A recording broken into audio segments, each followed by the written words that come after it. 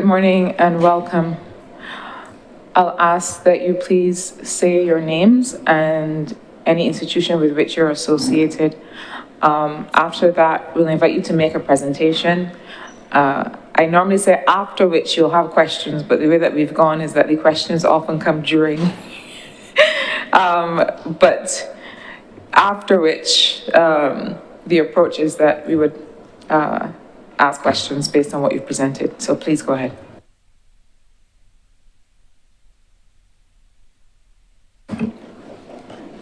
Good morning to everyone. My name is Kay Williams.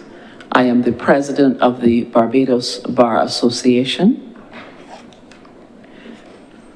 Joining me here today, we have the distinct pleasure, Ms. Lynn Marie Simmons, who is the convener of our Law Reform and Legislation Committee. Good morning.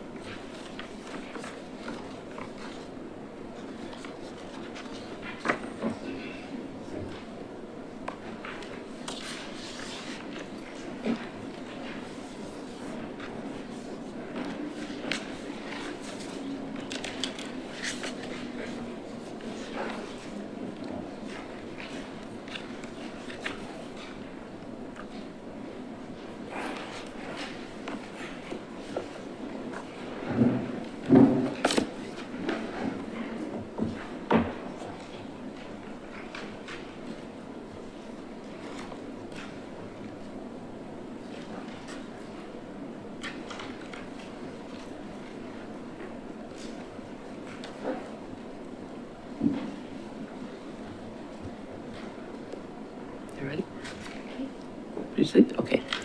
Yes, good morning. So before we actually proceed with our presentation, there was one point that we wanted to raise in limine. And the reason why we are raising this is that we want to be absolutely sure that the version of the bill on which we are commenting is the same as that which is before the members of this honorable committee. It's come to our attention that there's a version of the citizenship bill in circulation. It has a significant difference. It refers to a point system, and it is different from the version which is on the Parliament website and the one which our team reviewed. So in these circumstances, we just wanted to make sure that the section 4, is it section 4 of the... There was a section 4 that was contained in another version. So we are wondering if there was a redrafting of the bill and that the one that we have is the most recent and current version. Because it may be that that other version was an earlier version. But that was circulated amongst stakeholders.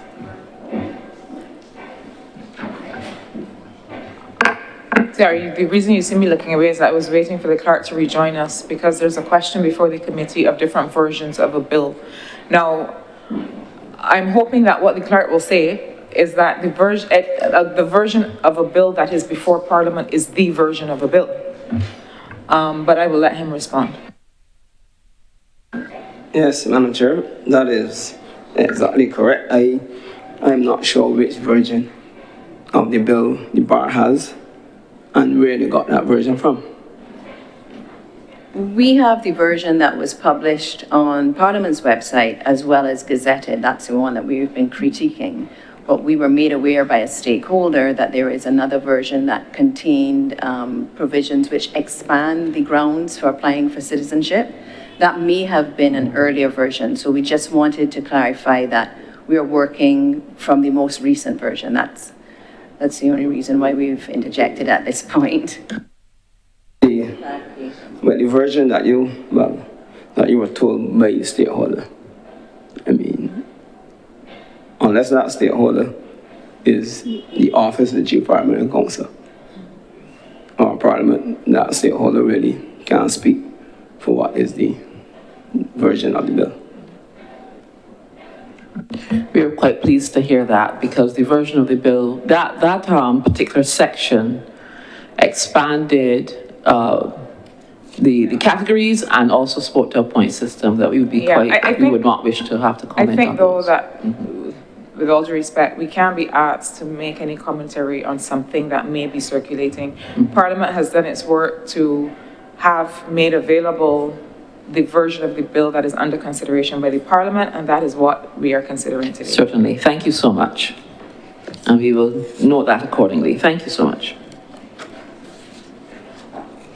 So we are here today, but really Ms. Simmons and I represent a team of attorneys at law that looked at the bill. Among that team included attorneys at law in various aspects of their practice, a number of them in corporate and commercial, and that is where, their practice, it would intersect with the citizenship and immigration bills. We have those as well for whom immigration matters and appeals have formed a large part of their practice. Overall, the comments come from practitioners who have upwards of 30 plus years of experience dealing with or interfacing with citizenship and immigration matters. So the concerns or the comments stem from the work of the committee and the review by that team.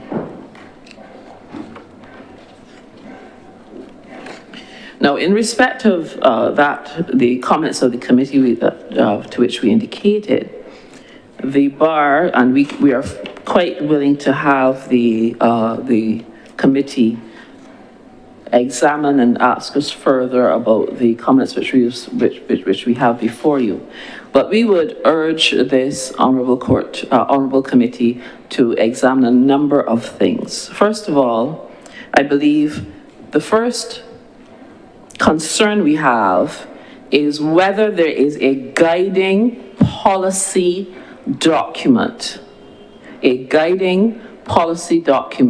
which has been updated. We are aware of the 2009 Green Paper on Immigration Reform. We are also aware of the 2019 White Paper, which was a cabinet paper, which was the amended version of the 2009 paper.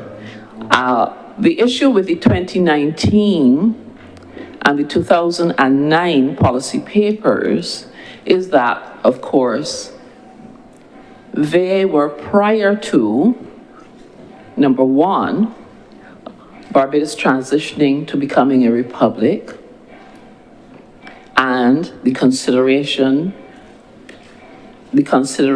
of what a republic Barbados looks like and the Republican Constitution may look like, from which citizenship rights flow. Number two, the two policy papers also predate the enhanced protocol, the CARICOM enhanced protocol for freedom of movement. So one of the things when we look at immigration and citizenship reform, normally you need that policy paper to really give, to be that guiding force to show what informs the provisions of the bill. And so the first question we ask is whether there is a revised policy paper. And the reason we've asked that is because what's in the two policy papers, the Green Paper and the White Paper, do not accord with the provisions or are reflected in the provisions of the citizenship and immigration bills. So be grateful for a bit of guidance on that. Thank you.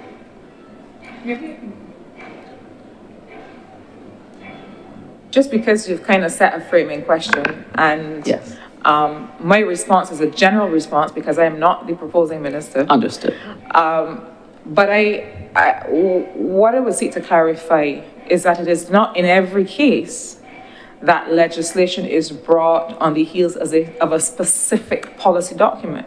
Legislation often flows from overall development policies, in this case, population policies. The population policy is really the overall policy framework from which this legislation flows. So while the committee will certainly pass on the specific question, I do not think that legislation must flow from a specific policy document that bears the same name as the legislation. Governments across the world often use development frameworks, development strategies, and broader policy documents to guide legislation. As a matter of fact, the population policy has an implementation plan that lists enhanced immigration policy and citizenship legislation as one of the things that is flowing from that piece of work. So without prejudice to what the minister may respond, I just wanted to kind of give that context. Thank you so much. And if that were so, then we would have turned to the policy on population to provide that context, but we were not aware. So therefore, again, one of the first things that the practitioners were asking for was what really is that guiding policy, because the bills before this honorable committee are at variance with the previous two policy papers. And on the question of population as well, our team sounded a note of caution. And again, those who practice in the area of citizenship and immigration, both reform as well as the practice of it in general as intersects and interfaces with their legal practice, they indicated that primarily those jurisdictions with a low population and those who, for whatever reason, have to be guided by population to either contribute to their social security or contribute to the economy, those jurisdictions focus on residency. And they have a firm residency policy as opposed to a citizenship policy. Why is that so? Because the research, and we have we can provide the further details, links, and so on. The research shows that residency as opposed to citizenship is a greater contributor to the economy. Why? A citizen does not necessarily have to contribute to the economy.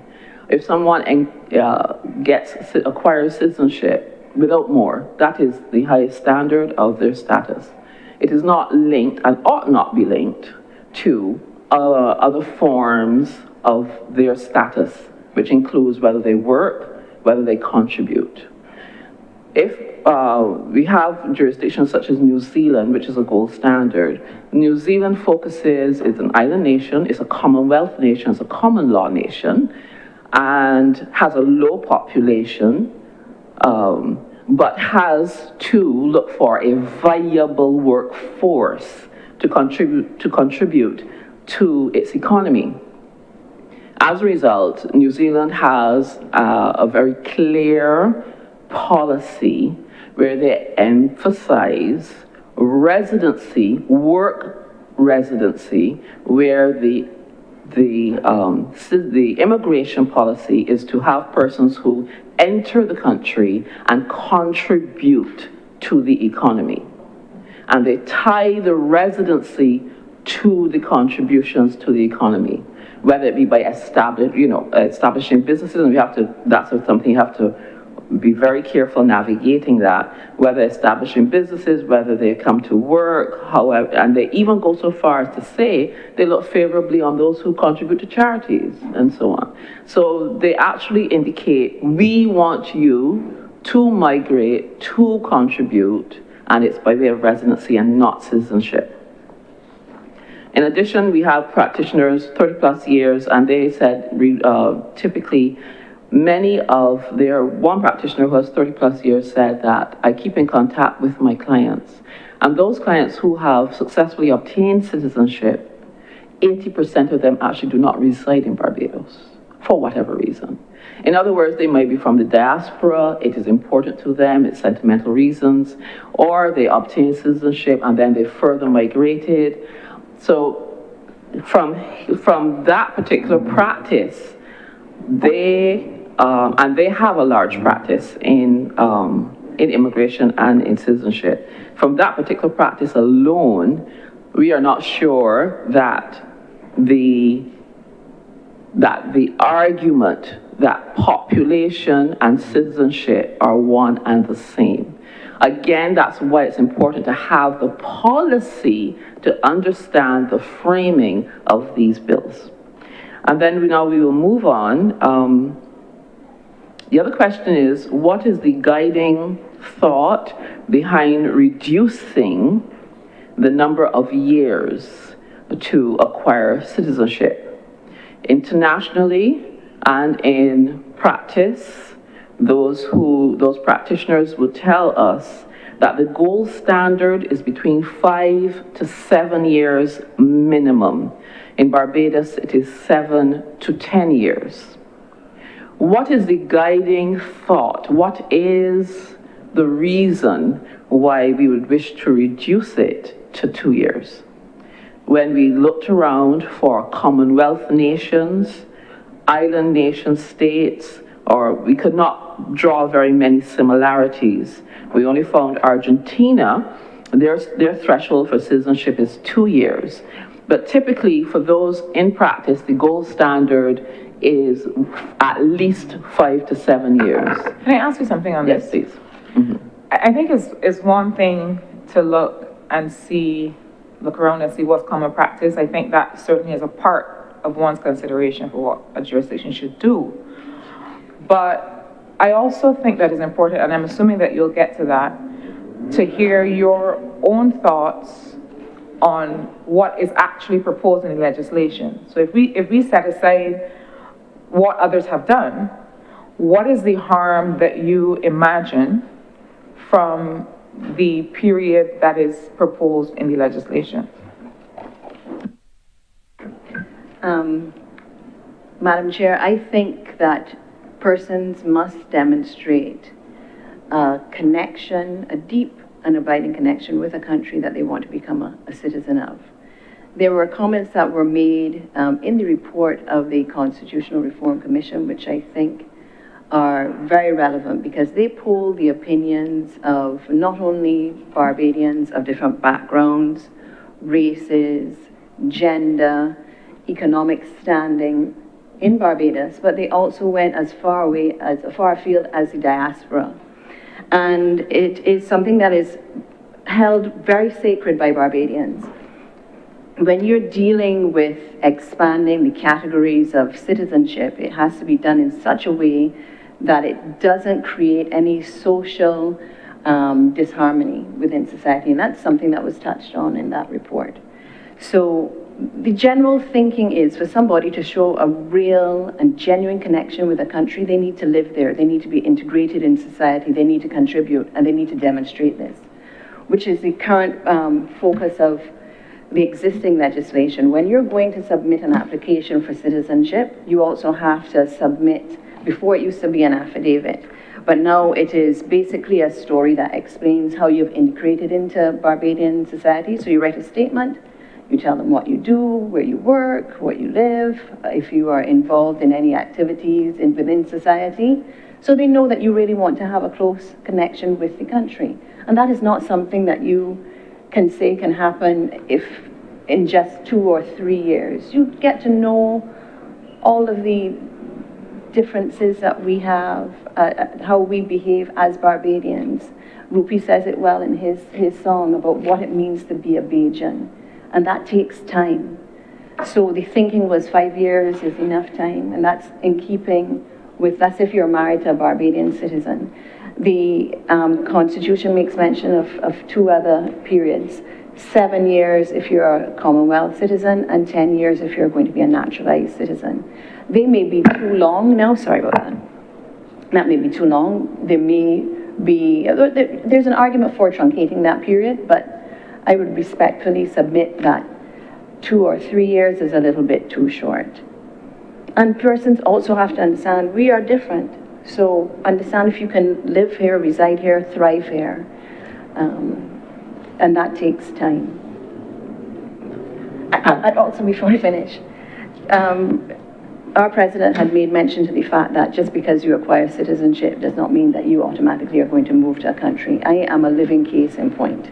I'm a Barbadian citizen by birth, but I'm a Jamaican citizen by descent because my mother is a Jamaican. And I applied for citizenship because of sentimental reasons. I wanted to have something tangible that showed that I have a connection with that side of my family. I do not live there.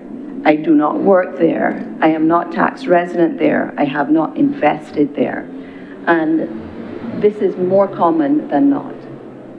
So I have to query, really, given my experience as somebody who has operated in this field, this particular sector, for almost 30 years, whether or not we are going to achieve what is envisaged by expanding the categories of citizenship beyond what we have now. And sorry. Yeah, sorry. I think it is a question of what is envisaged, because, and I'm trying not to editorialize too much in this presentation. I am. But I think that arguably there is, and I think that the regathering principle is kind of a part of the ideology of what is being proposed here by the government, right? Which is that there's an extent to which a long-term efforts to get people to rediscover their connection to the country may not yield short-term benefits, but it has the potential to yield long-term benefits. So I don't want us to consider that the only benefit to what the government is proposing here is to immediately see it in your cash receipts, right?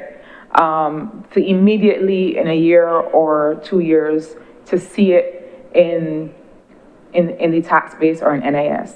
But arguably, and I am trying to envision the government's argument, arguably, it is also to get people to rekindle and rediscover a connection with the country. And this is in the case, for example, of grandchildren and great-grandchildren. And then in that way, that connection yields an attraction to invest or an attraction to be otherwise connected, because you can make investments and you can add to the public character and the benefit of a country even when you are not there.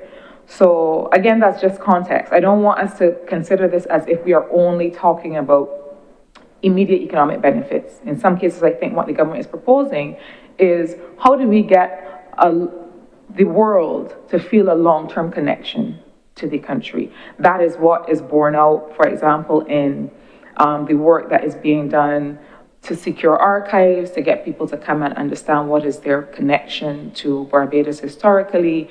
And the government may respond to say, well, it's not just the short-term economic benefits, it's also a long-term connection. I will stop talking.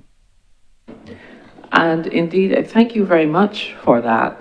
And that is, I believe, that underscores our concern that we did not have a clear guiding policy that we could ensure that we're all at the table understanding context and not having to be, at this point, trying to determine what that context ought to be.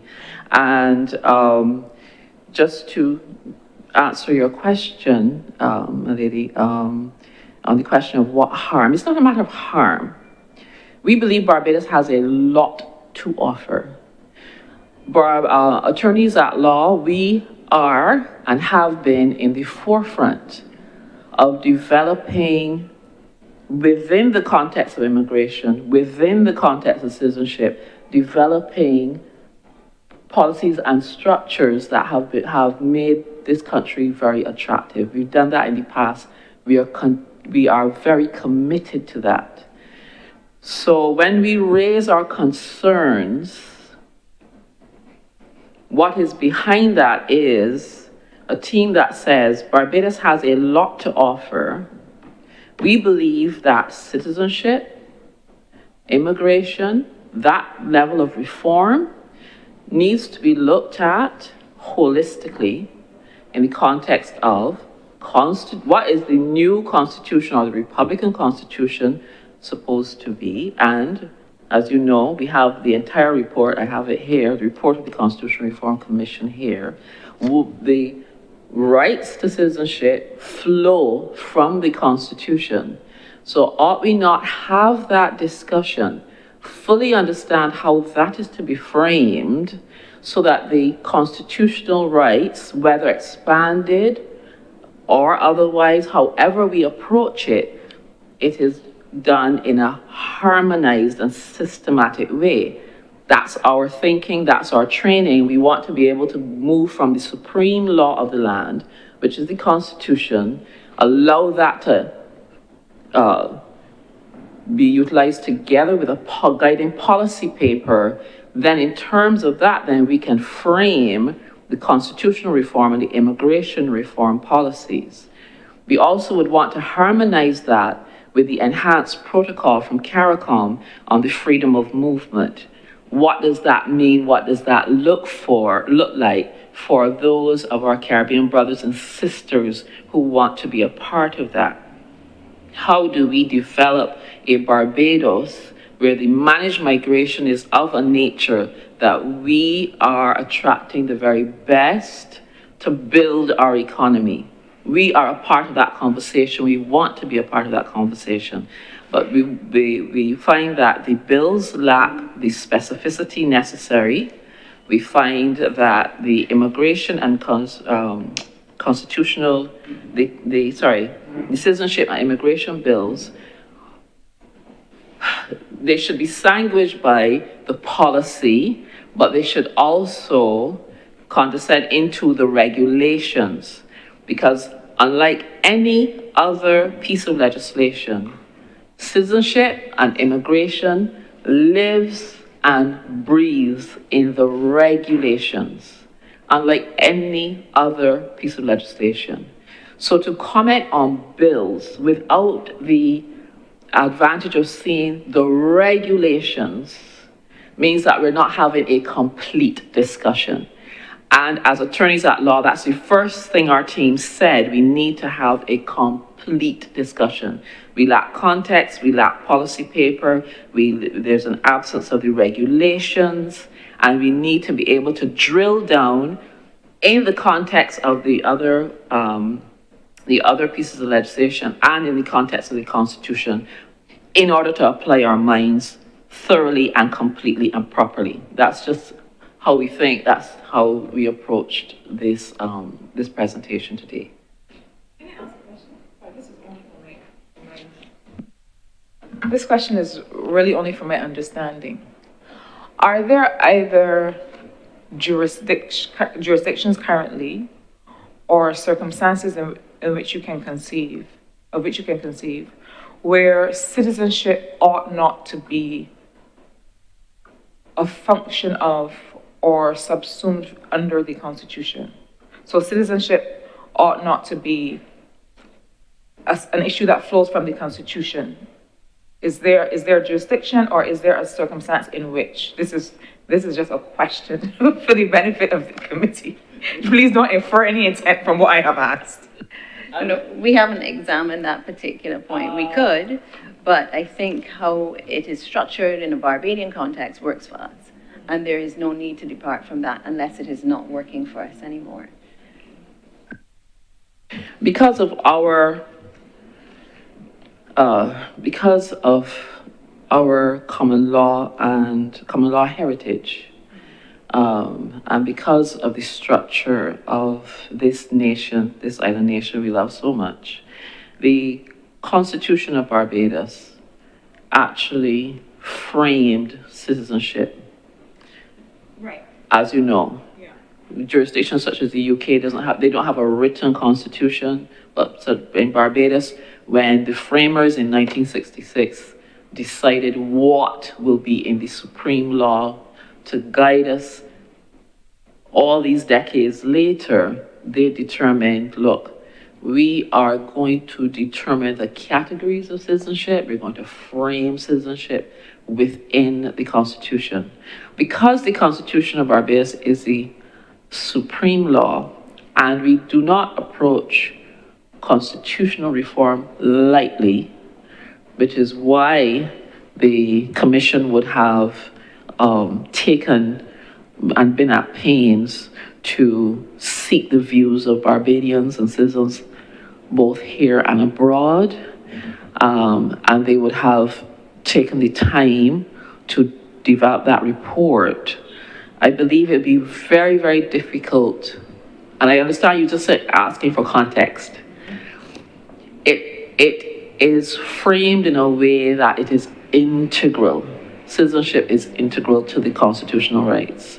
So therefore, it would be hard to not have that intertwined with the Constitution, which is exactly what they intended. They intended that these rights and responsibilities will always stay as part of the bedrock of this nation. So I don't know whether we could easily untangle from that. I thank you for using the opportunity to let me know how you feel about it. But really, the question was simply whether there are jurisdictions of which we are aware, and I understand that you said you haven't sought an answer to that specific question, that either in their original constitution do not attach the question of citizenship there, or in subsequent reforms remove the question of citizenship. If we don't know, that's fine. But no, the short answer, UK, for example, they don't have a written constitution, so therefore they would frame their bills differently. Yes. Right, yeah. Okay, please go ahead.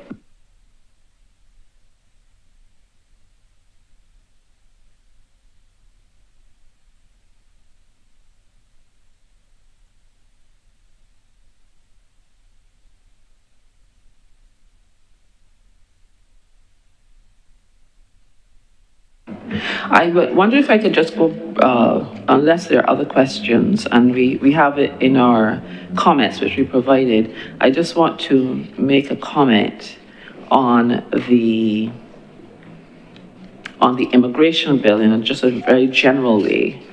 With the immigration bill, we would have indicated that again, as with the Constitution, the Citizenship Bill, we would want to ensure that regard we have to the Caribbean Community Movement of Skilled Nationals Act and the recent amendments, the qualifying words as it relates to the right of permanent residents to enter into Barbados, and also we, in both the citizenship and in the immigration bills, we wanted to sound a note of caution. We found that the bills did not have provisions in respect of rights of appeal, and therefore it places a lot of power in the minister as and does not have a second tier for appeal, and we would want to sound a note of caution in respect of that for both citizenship and immigration. These are live issues that I think we would have to make sure that we really apply our minds to. We also have to make sure, and I think we will speak more on that, what is the welcome stamp? Where does that sit within the framework? Is that something that we would wish to continue to address? When it comes to those who either work and reside or seek to invest in Barbados, we have to be, and I believe Ms. Simmons will speak a little bit more about that, we have to a very fine line between allowing persons to come and build the nation and not appearing as though we are encouraging any form of citizenship or status by investment, because, as you know, it's still a live issue with the OECD. So we have to be very, very careful how we frame those things. Having worked so hard, and believe me, we feel the pain of it all as attorneys at law, because we felt the fallout when we were on the grey list. And the Barbados Bar Association, we were part of the associations that worked so hard to ensure that the jurisdiction met all of its deadlines as well. So we know that that is something that we'd want to frame very, very carefully. As I said, we have I didn't want to drill down into the minutia of the actual sections, but we are willing to take questions on that. Some of it is policy, I know. Some of it is the legislative provisions. But at the end of the day, the policy, the thinking, is what guides the legislative provisions. So we would know whether the bills will achieve what Barbados is looking to achieve. That's the whole point. We need to understand that, so we know that so that the bills will achieve the future Barbados that we envisage. I would want to read the section of the constitutional reform, if I am permitted to read just the section here. Sorry, what? To do that. This is the report of the Constitutional Reform Commission. Am I permitted to just read it? Sure. Yes. I just wanted to caution, though, that Sure. I am not. What is the status of this report? Has it been laid before? What's the status of the report? And I only pause because it was my understanding that that report itself is in draft under review and is now subject, if I'm not mistaken, to further revisions. Understood. So therefore, I will not make further reference to it. So, just understand that whatever, we have to still understand that we still have to have a mind to the work of whomever it is, whether it be the Constitutional Reform Commission or whomever is applying their minds to those same rights, the expansion of the categories, the reduction of the years for qualification under immigration, what is the nature of the immigration, what direction we're going in. At the end of the day, we still have to have a careful approach and a harmonized approach to these two bills. So therefore, we urge this honorable committee, in conclusion, we urge this honorable committee to bear the Constitution of Barbados, or what we believe might be what the future Constitution of Barbados will look like with the expanded citizenship categories. Bear in mind the skilled movement and the enhanced protocol of CARICOM. We have to bear in mind what is the policy direction and directive, and whether simple population growth without more is what we're looking for, or whether we're looking for managed migration, and there are examples that we can give that will build and develop this nation. If we have a harmonized approach, I believe we will be able to say, look, we are framing this for the next 40, 50 years to come. Thank you. I just have a couple additional points to make, which were not touched on in our initial comments that we provided, but there was something when I was preparing for the meeting that came to my mind, and I thought I would make mention of them, and I'm happy to provide the written summary after I leave here for the committee's consideration. Madam President made reference to the fact that there was an absence of regulations. I would just like to expand on that observation. The regulations don't only add flesh to the bones of legislation, but they also are used as a tool to bring in other categories of visas. For example, student visas. So without having sight of that draft, we don't know how student visas will look, if they are going to expand the purview of them. One of the problems that we've encountered, practitioners have encountered, is that you have PhD students, for example, that come to Barbados and enroll at the university and are writing their thesis. They cannot engage in paying work because your student visa does not, or prohibits you from working and getting paid remuneration for your work. So the bar would recommend that the matter of students' visas continue to be addressed in the regulations. There's no reason why it has to be brought into the substantive piece of legislation, but also think of ways that you can expand that and not prohibit persons from being able to work while holding a student visa. We also note that in the draft immigration bill, section 23 makes mention of the fact that regulations under this section may specify the level of fees in respect of different categories of employment and in respect of different categories of persons. Now, the fees that attend a particular type of visa, they are listed in the regulation. They're categorized in accordance with the type of work. For example, in relation to work permits, they're categorized in relation to the type of work that's to be carried out. And they segregate them between CARICOM nationals and non-CARICOM nationals. That hasn't been revisited in well over a decade. So we want to know if there has been an upward revision of the schedule of fees, and if there has been an expansion of the categories of persons listed in the regulations. That we can't answer, and we can't offer any kind of input because we haven't seen the regulations. Also, the forms, the prescribed forms, we have not been furnished with any draft prescribed forms.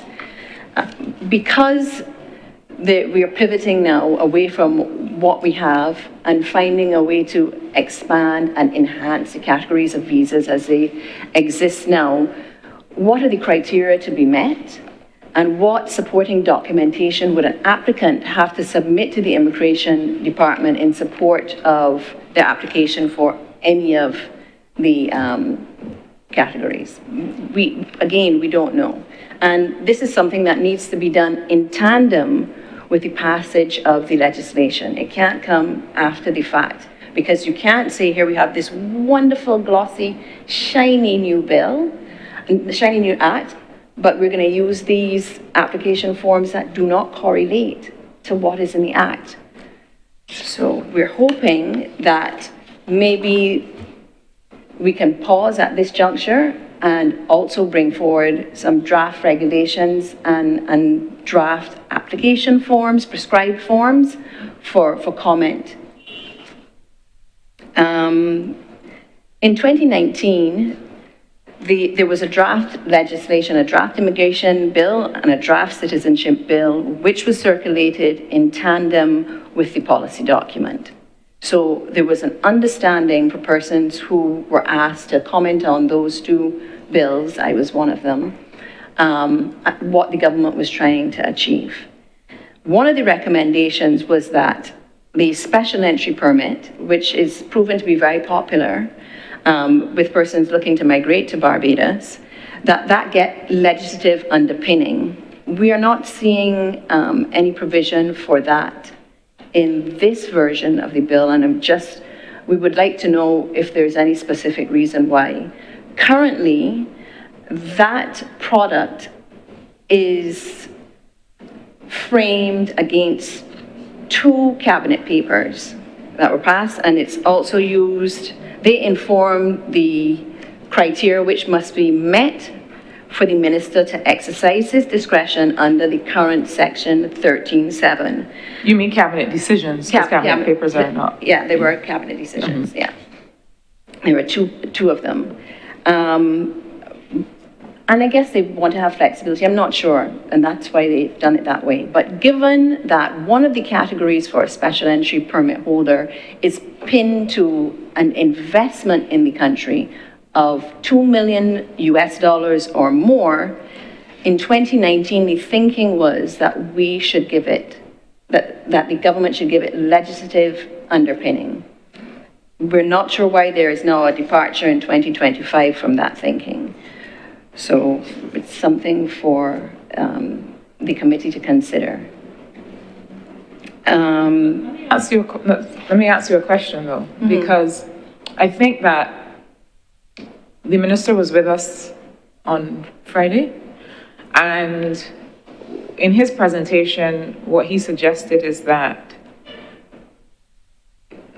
the legislative framework that the government is seeking is one that is more predictable, more harmonized, and has fewer kind of special categories, exceptions, and so on. And so that the thinking is that anyone who is coming to Barbados should reasonably fit, not under special categories, but under one of these main categories. Okay. So you are suggesting that the special entry permit is one that you would like to have retained? Yes, because it is very popular. It is a popular avenue for persons to migrate to Barbados. And not just those who are looking to invest, but also CARICOM nationals can use it for retirement. So there are various categories that exist. Right. That something is popular at the time does not mean that as the regime that will replace it is not advised or advisable. If you're going to replace it with something, and I see there's a possibility that you can use the section that deals with reside or work to craft a product which is akin to the special entry permit.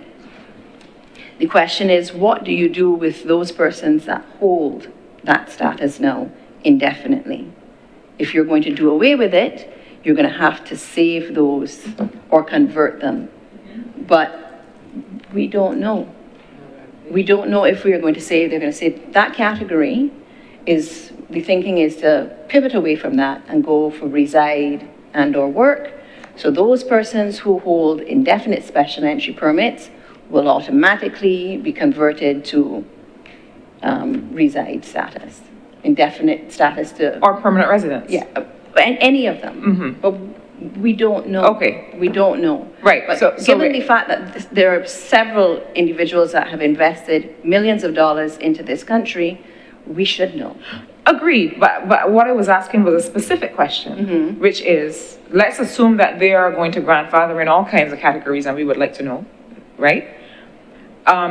But the specific question is, I wanted to understand for the purpose of our deliberations later, whether you were making an argument for the retention of a category called special entry permit, because it seems to me that it is not strictly necessary if those people would be covered under the permanent residence qualifications. I agree with you.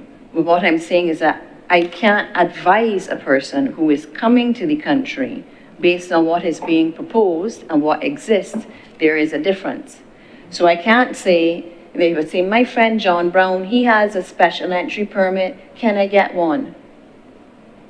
I can't offer advice. And that's something that we are having serious problems with now, practitioners, because we're asked those questions and we cannot give an informed answer to persons. Right. So I'm not saying that we have to give it legislative underpinning. What I'm saying is that you need to be aware that this category exists, that people hold indefinite special entry permits, that those individuals have invested millions of dollars into Barbados. If you're going to pivot away from that, there should be a method where you convert them to some other form of status, which is what has happened in relation to immigrant status. You're moving away from that to permanent residency, but there is a savings clause. What is going to happen to this category? Yeah. So, and this exchange underscores what we were saying, that in the absence of seeing the regulations and the sort of specificity that we would like to see in the bill, we can only raise these points but we're unable to drill down further. And we do actually urge that the regulations for both bills be considered at the same time as the bill itself. It is critical because you're dealing with the status of persons. Thank you. There is another point we wanted to raise with you, which is the enhancement of the work permit regime. One of the changes that we've noticed in the immigration bill is a departure from Section 70's requirement to ground a work permit application in a Barbadian citizen, permanent resident, or immigrant, or a company. And the language, in my view, without having sight to a policy document, is wide enough to let an individual ground an application for themselves. And that flexibility is useful, for example, when you're dealing with welcome stamp holders. They're coming here, but they're supposed to be working remotely. But there are some that love Barbados. There should be a platform whereby they can convert from the welcome stamp into a work permit, and it should be seamless. So we wanted to get a little bit more substance about the policy behind work permits. We also are of the view that that platform can be used in an enhanced way to migrate businesses of substance and their key personnel to Barbados. What it will entail, more discussion. That a product based on that kind of thinking was discussed in 2019, and I'm not sure what happened with those recommendations. But I would raise it, I will expand on it in writing to the committee. I wouldn't want to talk too much about it because Barbados needs to maintain its competitive edge when it comes to immigration products. The next issue I wanted to raise, which I think is also very important, is the need for a dedicated change management team to be established to assist the Barbados Immigration Department in the changes that is going to happen. One of the reasons I think the welcome stamp was so successful is that there were focused attention from individuals when we were crafting the legislation as to what we wanted to achieve. So we clearly understood the policy and how we would go about achieving it and how the legislation would work and how we would launch the product. So I was part of the legislative drafting team, along with Margaret Innes from the Barbados Immigration Department. She was the then Deputy Chief Immigration Officer, but she understood how the department worked, what personnel resources could be utilized to launch the product, and what would be required. We also had Ms. Bridget Lewis, who was a change management expert, who explained to us this is what you need to do in marketing it, when you're looking at the platform for applications, because at that time it was during the pandemic and it was online. We all worked together to get a bill drafted, as well as a training schedule in a 2-week period.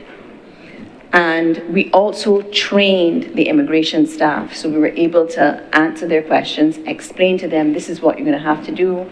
If you encounter these issues, you could look to answer them this way.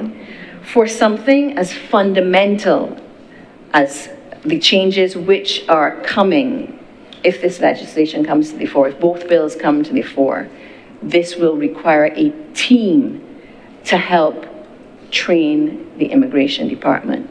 So that should never be overlooked. I think it's something that is very important. A little bit beyond the jurisdiction of this committee, but the point is taken. I had to seize the opportunity because I'm someone who interfaces with the department on a weekly basis.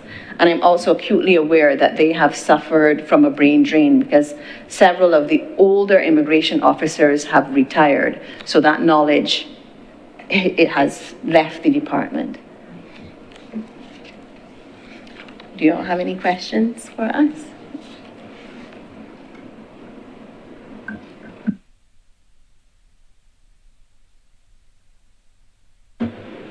Any questions from members?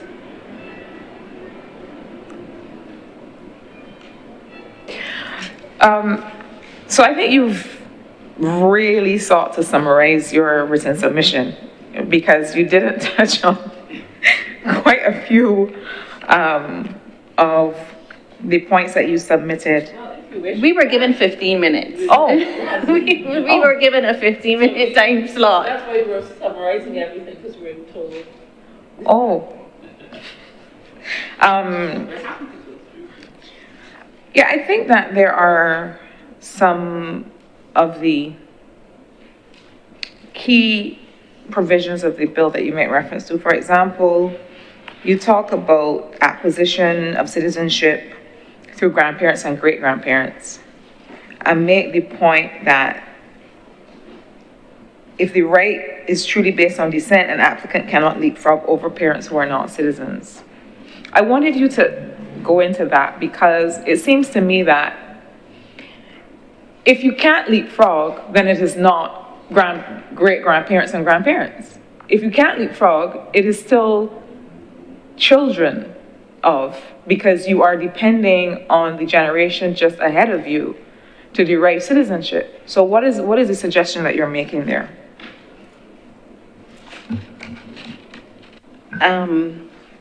I think somebody else was dealing with that aspect of it, but I can tell you the mischief that we are trying to avoid.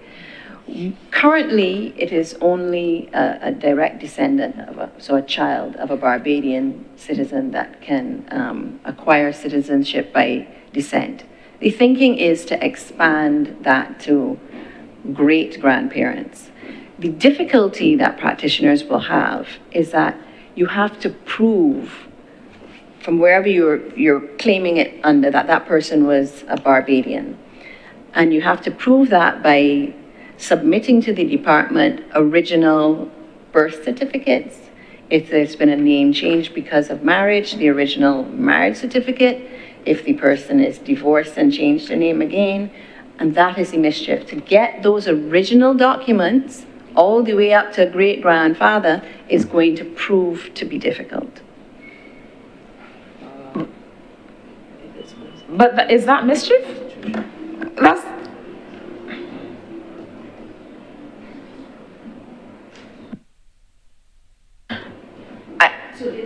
Practical implications also should be considered.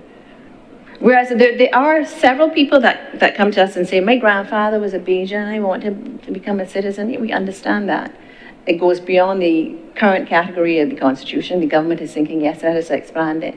But practically speaking, what documentary evidence would you have to submit to the department when you are applying for citizenship by descent as a great-grandchild of a Barbadian? But I fear that you are considering this legislation in the light of your own capacity to help your clients and not necessarily, what you just raised is not a public mischief matter. Because what you're saying is that it might be difficult to get documentation. It might be difficult.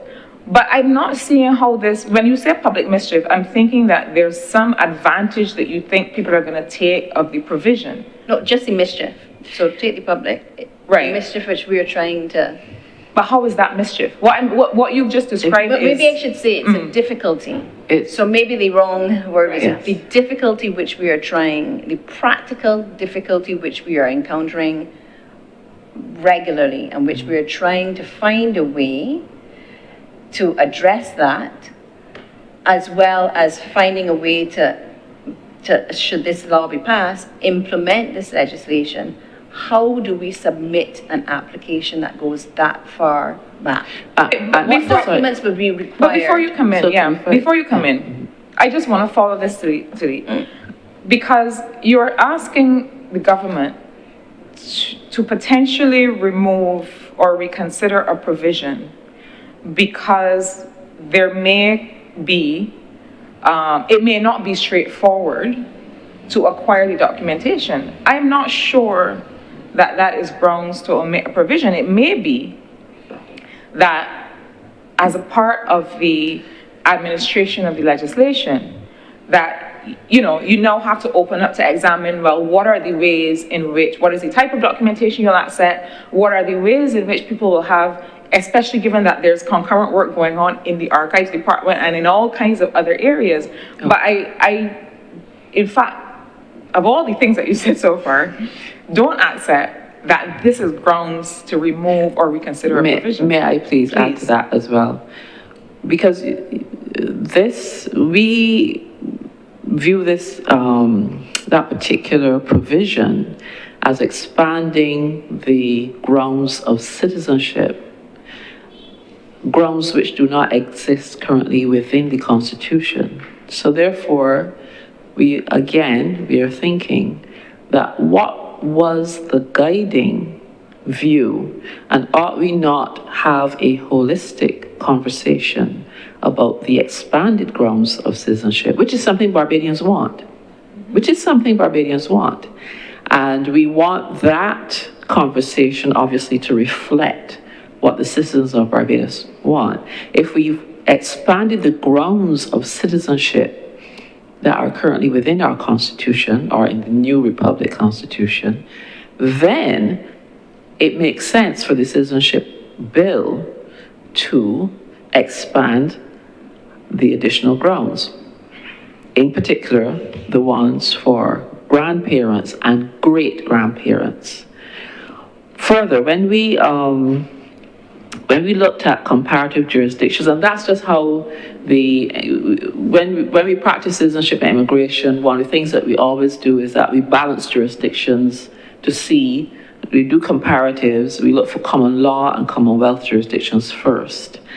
And we were at pains to look through, and we found that the jurisdictions which allowed for citizenship through great-grandparents were all European: Bulgaria, Italy, Poland, Hungary, Ireland, Slovenia. And then when we looked further, we found that it was actually quite stringent. Those are jurisdictions that would have, if you look right away, if you're a follower of history, you would know that there was huge mass migration from all of those jurisdictions that would have, you would understand why reaching back to great-grandfather would make a lot of sense. I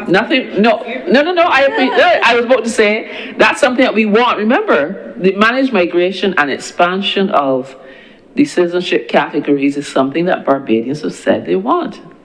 But we, as attorneys at law, we work from the supreme law, which is the Constitution, and then allow the legislation and the policy document to inform what the bills, how the bills will be crafted. So all we're saying is, again, it's applied in a stringent form. If that's what we want, let us have a logical, holistic conversation about the expansion of all the categories of citizenship, including great-grandfather, great-grandmother. Let us look at what Barbadians want for the expansion of the categories. Let's make sure that it is in the Constitution, and then allow the citizenship and immigration bills to reflect and give life to that. That's a separate point that you've made. The question of whether this flows from the Constitution and whether all citizenship, whether the expansion of citizenship or any consideration of citizenship should first be in the Constitution is a separate point that you've made. The question that I'm asking you about now has to do with this notion in your own comments that, as you just said, several countries in Europe allow citizenship through great-grandparents, but they don't allow you to leapfrog. And I'm saying that if it is truly through great-grandparents and great-grandparents, then all I need to be able to establish, and I don't know how you will establish that without being able to show the complete line anyway, but all that requires me to do is to show that I am the great-grandchild of a Barbadian, and to have the evidence to say that.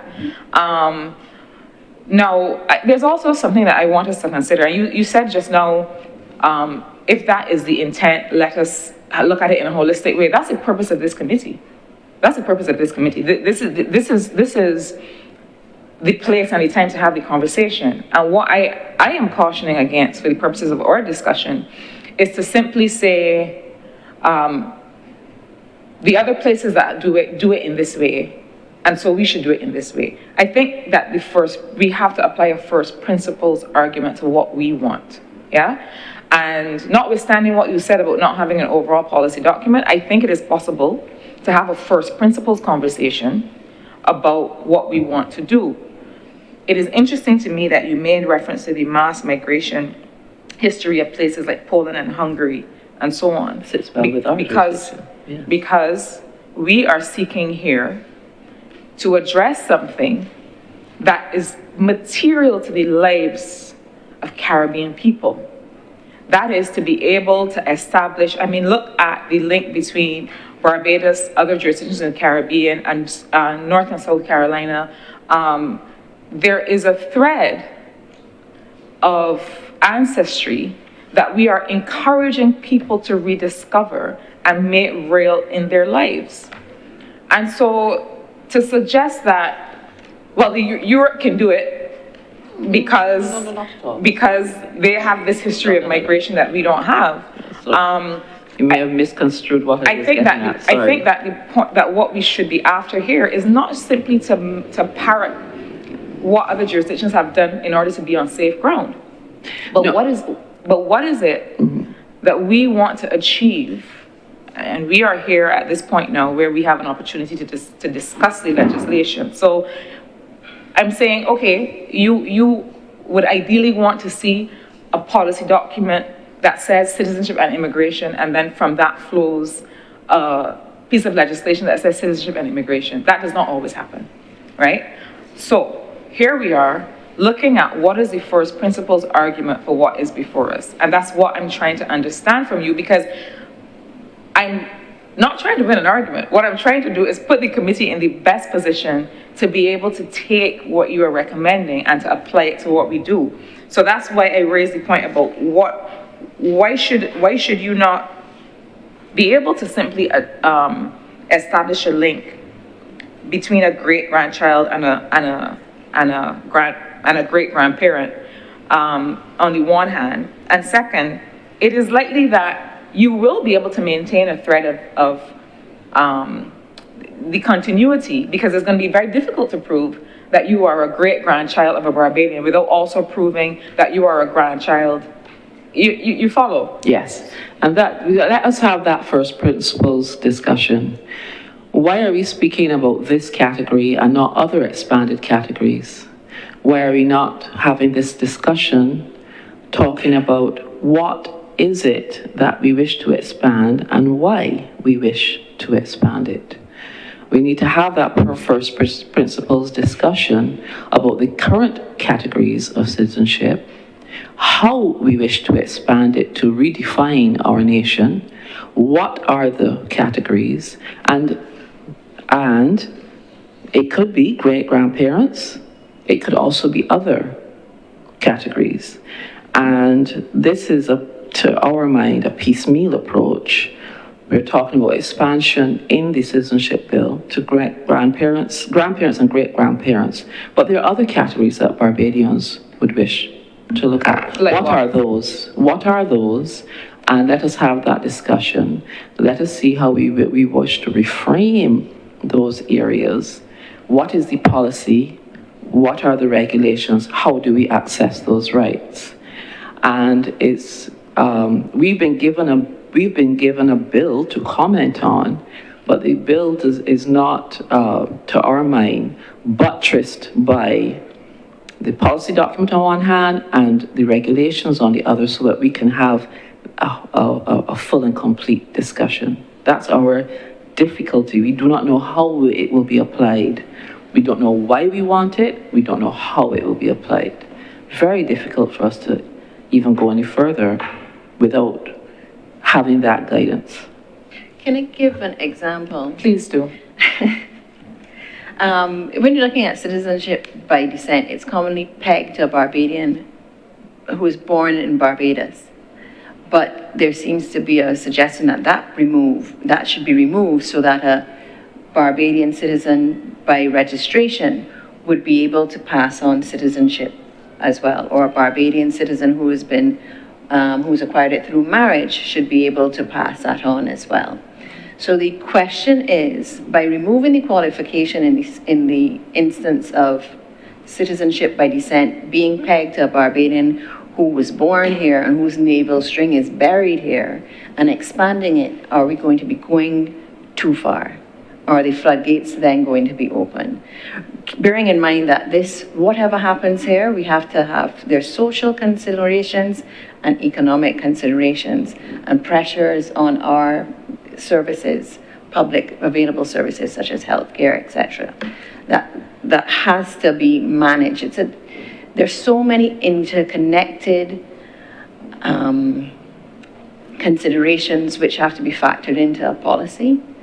And in absence of seeing that policy, we are not sure what is informing the suggested draft, other than what the minister has said publicly. And that has provided some context, but in our view, not enough.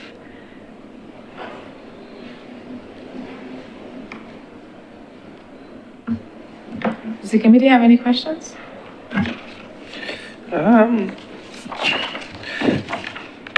As it relates to Section 13 of the bill, where it speaks to ministers' discretion not to be questioned and decisions to be final, I noticed in your comments that you speak of an absence of a right to appeal or review. And if you can speak some more as to, how you would recommend that the approach to this review, whether it be through a tribunal, if it's through judicial, if it's an independent, or if it's an administrative type of review, if you can give just give us some recommendations and a greater understanding as to what you meant when you spoke of this absence of a rate review and what recommendations you would propose. I think we must approach the matter with caution, in that we would hope that a minister in reaching a decision would take into consideration relevant considerations and would make the right decision. But mistakes do happen sometimes. We're not perfect creatures. So in the case where a mistake has happened, is it not fair and reasonable that somebody should be able to appeal that, to say the minister failed to take into consideration A, B, C, and D in making this determination, and they could appeal to a board. In the existing legislation, there's provision for that, although the board has not met. I don't think it's constituted now. And the difficulty is that the minister should attend those meetings, but it's a very busy individual. So what would be, I think, useful is if the committee considers that they have an appeals board which is set up, which is populated by persons who are knowledgeable in the area of immigration laws, as well as persons who may work in, like business persons. So you have a complement of persons whereby you can focus your attention on, if there is a matter where the minister didn't get it right, we can try and right that wrong. But there should be a right to appeal. If not, it vests too much power in a minister. You're saying there should be a committee set up that And a can committee, or reverse- make sure it's something that can work, that can function properly, that can meet regularly. It's not something that you want to meet once every 6 months or once a year, because that means that that person is waiting to get some relief for an inordinate period of time. It should be a committee or a board that meets regularly, that is properly funded and equipped and populated, that is established to hear appeals from individuals who are aggrieved by a decision of a minister. And to reverse the decision of a minister, If it is found that he took into consideration irrelevant considerations and his decision was flawed in a situation like that. But there is a need for it. I think when Minister spoke to it last week, he spoke to in cases of matters of national security, matters where information, because of where he states he may be privy to, that no one at any board or any committee or any tribunal will have access to, and that might have informed any decision that he would have made, that would have been made. And in cases like that, he should retain that discretion in terms of making a decision without question.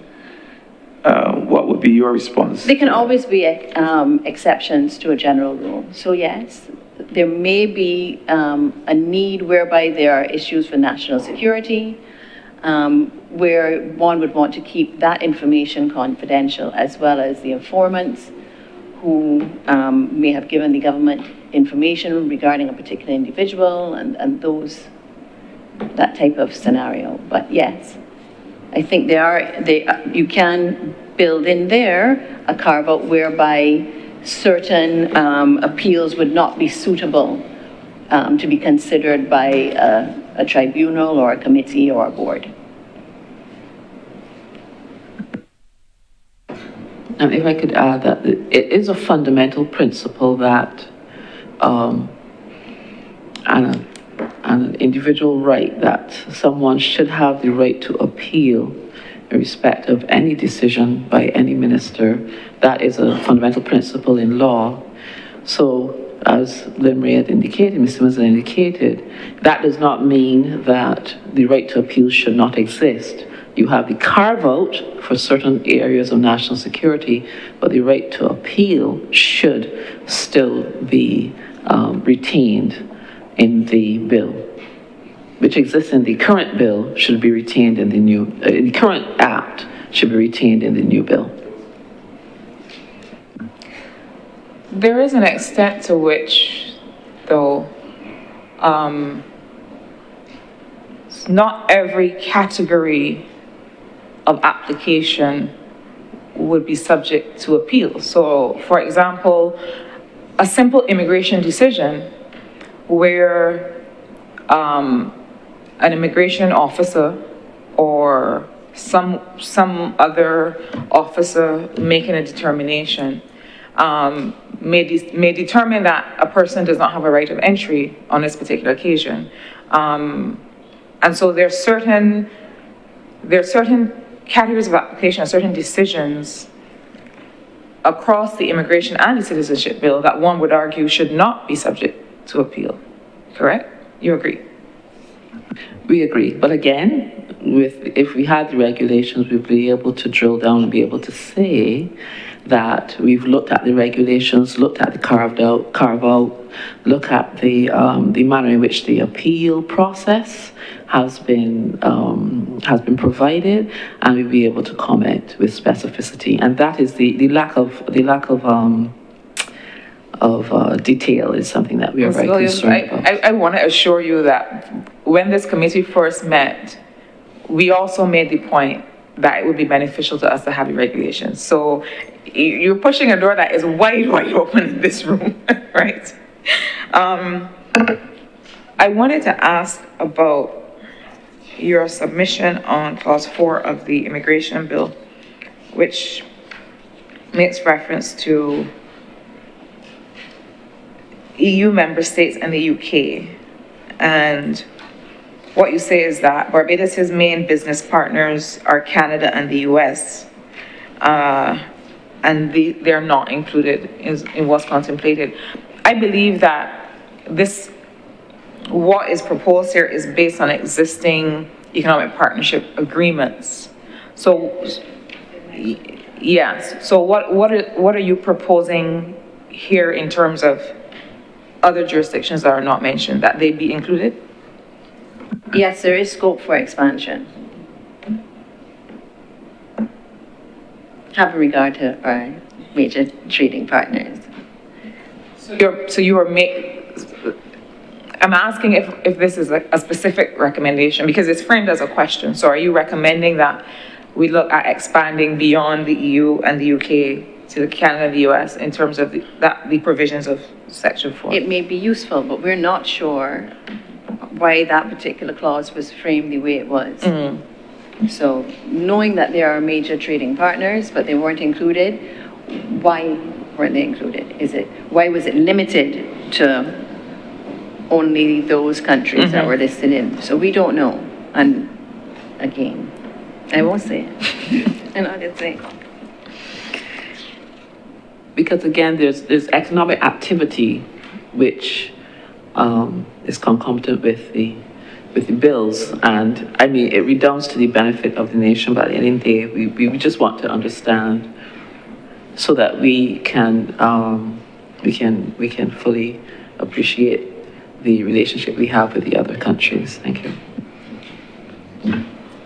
If there are no other questions from committee members, I just want to give you one last opportunity to highlight anything that you think you would want to make reference to that you haven't so far had the opportunity, or just to summarize your presentation in the final minutes.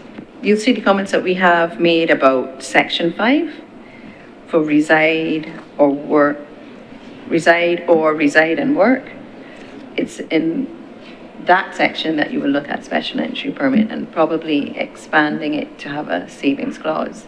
Should it be that you're no longer going forward with that product? I mean, Sure. the ability still exists because there is in section 4, I'll tell you the exact one now. In section 4.6 of the bill, so the minister still retains that power that he has in section 13.7. But the question is, are we going to be pivoting away from that product and then pushing reside and work? And if yes, can we have a savings clause in there that captures those persons who have an indefinite special entry permit? Yes, so we actually did have a discussion on the reside and work category, and consider that that we do not want to the extent that the purpose of the legislation is to make more predictable the immigration and citizenship regime. I would say we, but I think I should say I, because it is my specific feeling on it, would like us to step away from discretionary decision-making, which I believe that reside and work is. If you're going to do away with immigration status for the reason that it is ill-defined and arbitrary, unless reside and work has specific predictable conditions, then we also think that reside and work is really framed just as the minister may make a decision for somebody to be able to reside and work, without any conditions, without any criteria for application. So I think that perhaps the point is taken on being able to codify what happens with the existing special entry permits. But I suspect that the idea is to be able to subsume everything under permanent residency. And to not have special carve-outs for special categories of people. I know that that may be at odds with everything that, certain sectors have depended on, but I think that the extent to which you can make it very clear and predictable the conditions on which, and I compare it to a fiscal incentives framework. In my work as an economic affairs minister, one of the things that we were at pains to do was to be able to give people a certain level of predictability about the conditions under which they would be able to invest in the jurisdiction, and not have them be arbitrary decisions of an officer in a room on a given day. So I think that it is a valiant effort and it is a justifiable approach to harmonize the conditions under which a person may live and work in a jurisdiction, and not have all of these special kinds of arrangements for special kinds of people. I think that that starts to contribute to a a certain kind of inequality that we as a jurisdiction don't want to maintain. But I do take the point that, and as a committee, part of our work will be to be able to give visibility to some existing immigration categories that the proposed legislation does not give visibility to. So the point is taken there. I'm not sure, all I've just said is to say that I'm not sure that under clause 5 is where it would be, because clause 5 we find problematic in itself, because it is this reside and work animal that doesn't have any form under the law. And so we'll see how we can give some form. That category was given as I can just say a placeholder for persons who had married a Barbadian, and you wanted to make sure that the marriage was legitimate.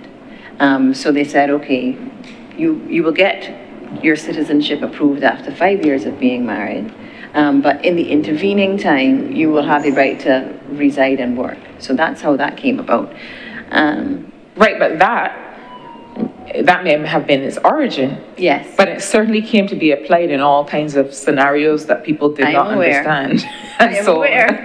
And so I think that to make reference to it in law and still to give it, to have it remain amorphous is not to get to really validate it at all.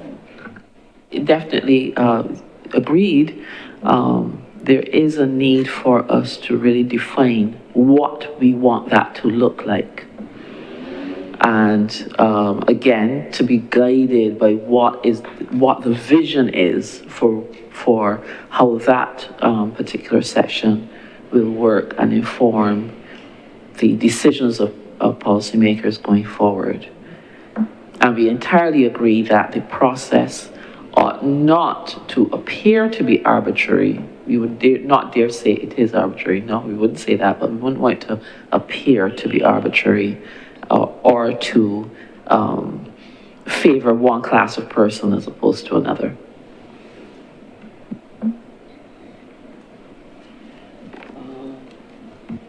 I just wanted to just comment on the balance that we have to make that we referred to earlier when we were speaking in broad terms at the beginning because we were trying to stay within our time limit.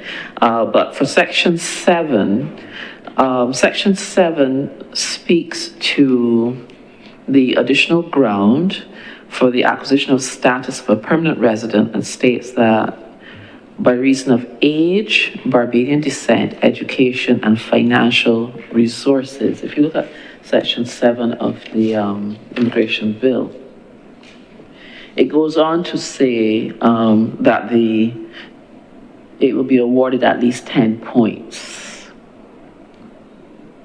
and may be applied to be registered as a permanent resident. We just wanted to sound a note of caution. And again, we don't have everything to hand, but we want to, of course, attract those persons who contribute and who invest. But we just want to sound a note of caution that however we frame it, that we make sure that we stay clear, and we've quoted the November 2018 OECD on resident/citizenship on investment schemes. Now, we have to make sure that however we frame it, that we stay clear of this, because we do know that this is a live issue.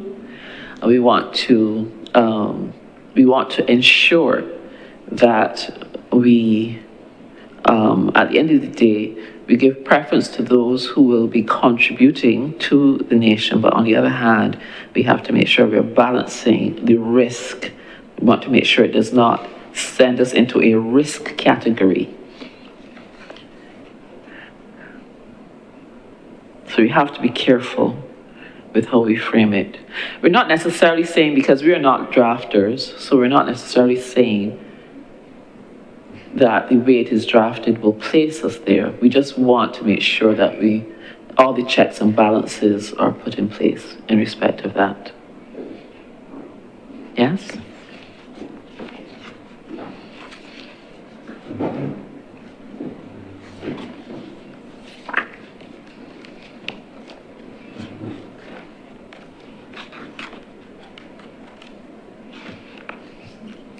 And so therefore, if there are no other questions, we just wish to thank the Joint Select Committee for this opportunity. As I said, it's on behalf of both myself, Ms. Simmons, and the team that worked to pull these together. We really wanted to delve further. We were excited to be able to bring this to the committee. And so therefore, we ask for an opportunity that if the regulations become available, that we are able to be, able to submit further comments. There's so many areas that we wanted to be able to drill down on, and we're very, very, very pleased that we were able to get this far. But we do wish to be afforded an opportunity for further comment should regulations become available anytime soon. But we would caution that we ought not pass a bill without the regulations in place. We caution. Don't give us attorneys more work, please, because what will happen is that clients will come and say, we want to apply, we want access to these provisions. And we'll say, well, the regulations haven't come yet. We'll have to wait until the regulations come in order to access these rights.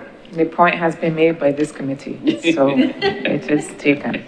Thanks for coming and sharing the Bar Association's perspectives on the legislation. And